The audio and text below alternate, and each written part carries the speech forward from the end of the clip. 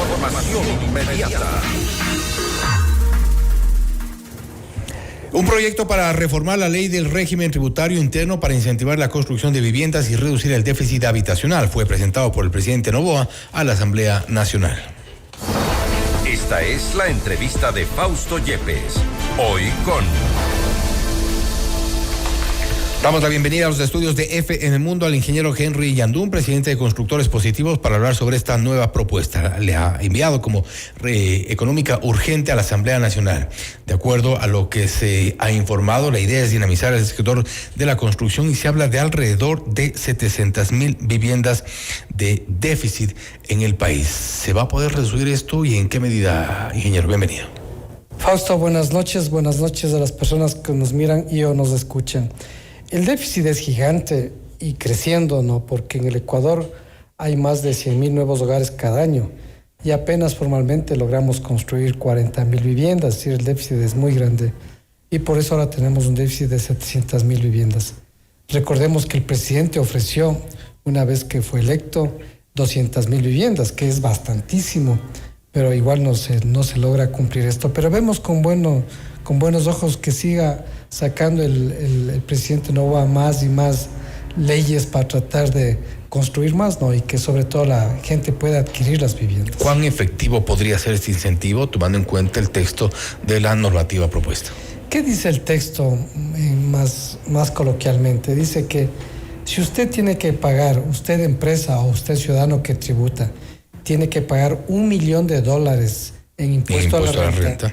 Usted puede dedicar hasta $300,000 a comprar viviendas. Y esas viviendas le entrega al ministerio. Y el ministerio, con los métodos de análisis social, asigna a los beneficiarios finales sin que exista un costo. Es decir, que esto va al segmento de la vivienda totalmente donada por el Estado. Porque obviamente el gobierno ha hecho buenas estrategias para vender viviendas subsidiadas con tasas de interés subsidiadas, como es el miti-miti, como es las tasas de interés del seguro social más bajo. Pero hay un segmento de la economía que es imposible para ellos comprar vivienda porque realmente es la zona más vulnerable de la sociedad. Entonces iría a este segmento, pero el Estado no tiene dinero. ¿Y qué es lo que dice ahora? Miren, particulares, parte de su impuesto a la renta, si ustedes quieren voluntariamente, donen viviendas. El Estado no tiene dinero, pero deja de recibir de todas formas. Al final de cuentas es lo mismo, pero aquí hay una suerte que si hay un direccionamiento para un beneficio sólido, cuantificable, factible, visible, digamos.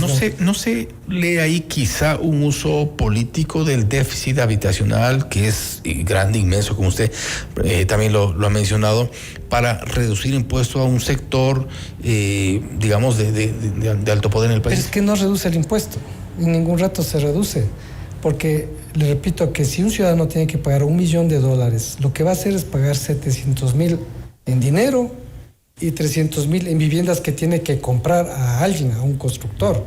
Es decir, yo más bien veo que aquí no hay un beneficio tributario para el que paga el impuesto. Lo que hay un beneficio, un sentimiento social para que el paga impuesto dice, bueno, yo sé que por lo menos 300,000 estoy dando de mi impuesto para un destino que lo puedo ver, que son viviendas de interés social. Al final es una suerte de deducción de impuestos. No, porque el ciudadano paga el millón, la empresa o el ciudadano paga $1 millón completito, sino que la una paga en especies, digamos, la otra paga en dinero. Y estas especies, para ponerlo de esta forma, ¿cuánto se calcula se podría recaudar? La verdad no sé, porque ¿qué es lo que me dice? Yo consulté al ministerio, al viceministro, y le digo, bueno, ¿de qué valor son las viviendas? Él me dice que lo que se va a generar es un catálogo de viviendas. Es decir, van a invitar a constructores, les van a decir, ¿sabe qué? Quiero que haga viviendas de este valor, probablemente unos $30,000, y construyan de este valor con estas características sismoresistentes, formales, todas las características que demanda la vivienda de interés social. Es decir, no afectaría tampoco la calidad. No, claro, es bajo normas, digamos, porque está bien normada la vivienda de interés social. Ahí dice el área, el costo por metro y todo ese tipo de cosas, y sobre todo formal, ¿no? Y entonces de ese catálogo, un ciudadano o una empresa puede decir, yo quiero comprar estas viviendas y que estas le pasen a quien el Estado decida que es beneficiario de esta vivienda. En ese sentido, y de acuerdo a lo que usted mencionó hace un momento también, ¿no es una forma también quizá de maquillar esta necesidad y endosarle por otro canal, que es en este caso los constructores, para ir cubriendo este déficit? Porque es una responsabilidad del Estado que además parte de una oferta. Claro, yo solo supongo, ¿no?, de que el Estado sabe que tiene que donar viviendas, porque hay mucha gente que dice que no hay que regalar las viviendas, que algo tiene que costar a los pobres. Pero hay gente muy pobre que realmente es imposible que adquiera una vivienda. Entonces ahí las viviendas totalmente donadas, pero yo al menos en el presupuesto no vi un dinero específico para donación de viviendas. Pero ahora se crea esta figura que a mí me parece que es buena, Fausto, porque de otra manera estas personas no llegan a tener viviendas. Entonces las empresas voluntariamente van a decir, yo sí quiero comprar viviendas para donar. Acuérdese que hace muchos años el Malecón 2000 se hizo así, ¿no es cierto? No sé si usted se acuerda, donde el ciudadano le decía, si usted quiere donar para aportar para una obra gigante, aporten. Y así hacíamos, muchos decíamos, yo sí quiero aportar parte de mi impuesto para este asunto y parte en dinero para otra cosa. Entonces una donación específica que desde ese punto de vista es bueno, porque nosotros siempre como ciudadanos criticamos que nuestro dinero no sabemos a dónde se va. Se va a la burocracia, se va, digamos, a la burocracia mala, llamemos, porque hay buena también, ¿no es cierto? Y el dinero se pierde. Acá, en cambio, se va a ver que va a algo que es físico, que es tangible y que va a haber ciudadanos que se benefician. No deja de ser tampoco una reducción en los ingresos fiscales. Claro, al final de cuentas es lo mismo, ¿no? Es de un bolsillo a otro bolsillo, del mismo pantalón. Si no tenemos un monto, aproximadamente cuántas viviendas, no sé, quizás es muy temprano para saberlo, pero se calcula que podrían entregarse a través de esta... Bueno, esto es una noticia reciente, ¿no? Sí, tiene horas. Muy fresca, pero yo creo que, no sé, si usted quiere que dé un número, tal vez unas 20,000 viviendas se podría aportar, pero eso habría que hacer un número. Hay que ver la predisposición del sector privado para parte de su dinero que done acá. Y también hay que ver la reacción de nosotros los constructores en hacer estos proyectos, ¿no? Porque estos proyectos van a ser económicos. Entonces hay que hacer este catálogo, hay que ser rápidos. Va a haber ciudades donde es más fácil de hacer porque obviamente son viviendas muy económicas. Va a haber ciudades donde es más difícil hacer. Por ejemplo, en Quito es más difícil porque el suelo es muy costoso. Pero eso saldrá en el reglamento. En el reglamento me ha indicado desde el viceministerio que van a decir los montos, las características de las viviendas que formarían estos catálogos. Hemos hablado de los beneficios que usted los menciona desde su sector. ¿Hay riesgos? Yo creo que no hay riesgos porque el riesgo siempre hay corrupción en estas cosas. Echa la ley, echa la trampa, dice. Pero entonces aquí no hay riesgos porque yo hubiera querido que a mí me digan como empresario, oiga, coja estas casas y done a sus trabajadores, que a mí me parecería más justo porque mis trabajadores me ayudaron a hacer esa rentabilidad, ¿no es cierto? Pero puede haber ahí trampas de que direccionamos mal. Acá no hay porque uno le entrega al Estado las casas y el Estado a su vez selecciona las personas que son más vulneradas y ellos tienen estudios del Ministerio de Inclusión Social, ellos tienen unos estudios de vulnerabilidad y ellos definirán a quién se dan las viviendas, ¿no? ¿Cómo garantizar que esas viviendas realmente vayan, o sea, tengan un propósito social y no, nuevamente hablamos de los riesgos, se desvía a un propósito político? Bueno, al final de cuentas, el gobierno va a donar estas viviendas y eso ya es un destino político. Pero claro, pero la gente quiere vivienda. Yo creo que hay que preocuparnos de dar más vivienda, Fausto. El déficit de vivienda es tremendo. Aquí en el Ecuador hay más de 400,000 familias que viven en hacinamiento, es decir, más de 3 personas por habitación. Entonces eso hay que resolver. Y esto es una buena manera de resolver la vivienda que no está pensada, que es la que es totalmente donada para la gente más pobre. ¿Cuál es la situación del sector de la construcción?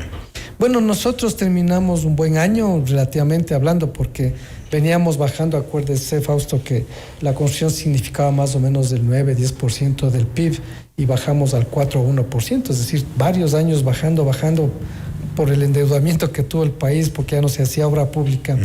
Pero el año 25 nos recuperamos y yo tengo un dato certero que es la facturación del cemento y el cemento se vendió 9.5% más el año 25 comparado con el 24, lo cual es bueno, 9.5 es un gran crecimiento y el consumo del cemento es un gran termómetro para la construcción. Es decir, terminamos un buen año y esperamos que este año también sea bueno básicamente por dos de las 3 patas importantes. La una es que se siente más estabilidad social, tranquilidad. Cuando hay estabilidad, como estamos viendo ahorita, relativa obviamente, excepto la inseguridad que existe, la gente está más dispuesta a tener un trabajo más estable, su negocito está más estable, entonces hacen créditos a largo plazo, que es la construcción. ¿Cuánto depende de la intervención estatal del sector de la construcción? Bueno, en las zonas más vulneradas es el costo, el financiamiento, y por eso también hay este financiamiento que ahora se llama miti-miti, donde la tasa de interés es menos del 5%, y eso permite, y en la realidad, Fausto, que el costo de la vivienda es igual o menor al costo del arriendo de una vivienda equivalente. Son proyectos muy bonitos estos, entonces ahí el Estado tiene que ayudar, pero hay otra pata ahí, que yo le decía, el financiamiento, que el gobierno está ayudando, el Banco del Pacífico ya ha entrado, el BIES está entrando con más fuerza, todo eso está ayudando. La otra pata es los GATS, que para nosotros es muy importante, porque los GATS son unos actores importantísimos para que nosotros podamos hacer proyectos. Aquí nos referimos a la provisión de suelo o al aceleramiento de los procesos constructivos, que realmente, con diferencias en algunas provincias, eso demora muchísimo tiempo. ¿Se requiere, o ustedes han propuesto en algún momento, porque ha habido varias, incluso intentos de acercamiento por parte del sector hacia las autoridades estatales, de gobierno, en su momento, otro tipo de reformas que sean necesarias o que sean urgentes para incentivar el movimiento de la construcción? Bueno, una manera de incentivar, y que yo creo que el gobierno está enfocado en eso, es el tema de la inseguridad, ¿no? Eso afecta mucho. Hay ciertas ciudades que son más afectadas. Nosotros en ciertas ciudades, sobre todo en las ciudades complementarias, hay mucho el tema de la vacuna, que el constructor no puede trabajar en paz.